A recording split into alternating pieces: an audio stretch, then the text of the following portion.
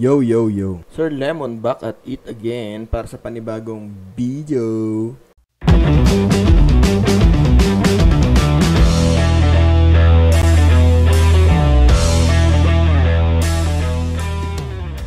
Alright. So, Sir Lemon nyo, no, nagbabalik. Malamang may nakita na naman siyang isang katarantaduhan. Oh my God! No, mga kagaguhang video dito sa social media. Naglipa ng mga vlogger at content creator na bulok. So, wag na nating patagalin to. Ang video ay nagmula kay Tara sa Canada. So, naano ko na to dati, no? Natira ko na to dati dahil sa kabobohang pinost niya, no? Meron siyang pinost na video, na yung wala daw experience, yung machinist. Ganun. Basta yon. So, meron na naman siyang isang video, no? Kita naman sa mga ginagawa niyang video, ang lalaki ng mga caption niyo.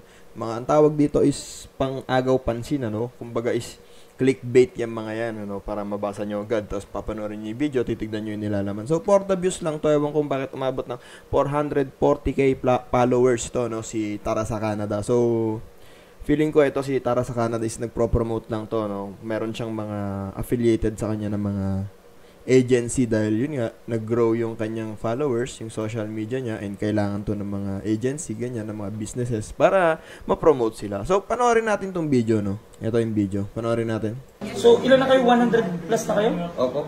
And then may paparating pa? May paparating pa. So, ang tanong ng ating mga babayan, paano po kayo nag-apply? Paano kayo nakarating ng Canada? Nag-apply kami through online, tapos pumunta kami doon sa kanilang Site? Oh. Anong agency po yung kabayan? Staff House International Resources. Ayan. So, ilan na kayo? So, ayun na, no? Dito pa lang sa caption niya, grabe, halos mga first-timer abroad, dami na nilang factory worker sa isang malaking company dito sa Quebec. Ito pala agency nagpapaalis ng mga woodworker. Ayan. So, obvious naman, ano, nagpro-promote siya ng agency rito. Kunyari, tinatanong niya tong tao na kausap niya kung paano nakarating. And obviously, ano, makikita naman ninyo the way na sumagot etong kausap niya is parang hindi siya sure sa mga sinasabi niya. 'Di ba?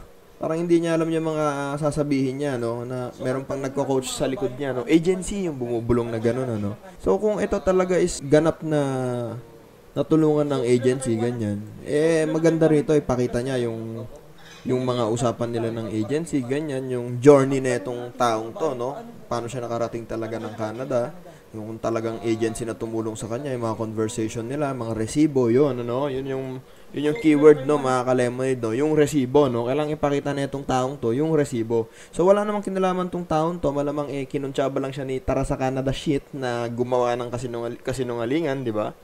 At yun lang naman ang gusto kong sabihin, ano. Nagpro-promote tong si Tara sa Canada ng agency. Ayan, hindi naman masama yan. Pero ang masama rito is parang gumagawa lang siya ng kwento, ganyan.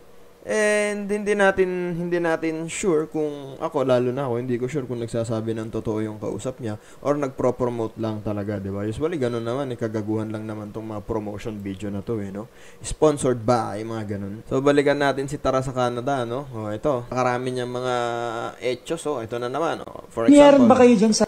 Factory worker, wala kahit piso binayaran sa agency pa Canada, first timer abroad pa, daming hinahire sa company nila. Ang galing! Ang galing! Tangina, nakakita ka na ng agency na hindi naniningil. Ang galing! Ang galing! Tangina, papatanggal ko yung itlog ko. Left and right pag nakakita ka ng agency na hindi naniningil. Magpro-promote to. Ito, hindi ko papanood to. Random video to. Sa Staff House? Magpro-promote lang to ng agency. Tignan nyo, ha? Dahil ang dami yung galing ng Staff House, eh. Wala po kahit piso, walang binayaran. Ang bali, nagastos ko lang is yung pag-ayos ng mga documents, personal naman kasi. Oh, di ba? Ba't pa sumasabad ka, Tara sa Canada? Huwag ka na mag-explain ba, ding? Yun, ano? Yeah. So, ikaw ba ay first timer abroad o ex-abroad na? First timer. First timer abroad? Yeah. Iniyaran ba kayo dyan sa Staff House? Dahil ang dami yung galing ng Staff House, eh. Wala po kahit piso, walang binayaran. Ang bali, nagastos ko lang is yung pag-ayos ng mga documents. Tignan nyo. Ang daming nagtatanong, hindi man lang siya sumagot or hindi man lang niya i-post kung paano mag-apply. So, ito, nagpapainggit lang to. Gusto niya yung i-PPM siya. I-PPM siya, tapos tatanungin kung, oy, ano ba, tara sa Canada, paano nakapuntahan doon? Ano agency, share mo naman. So, obviously, nagpro-promote lang to.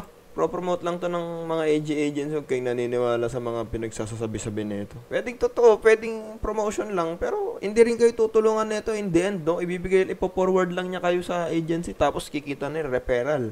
'Di ba? Mas maganda, work on your own, humanap kayo ng sarili, huwag kayong naniniwala sa social media.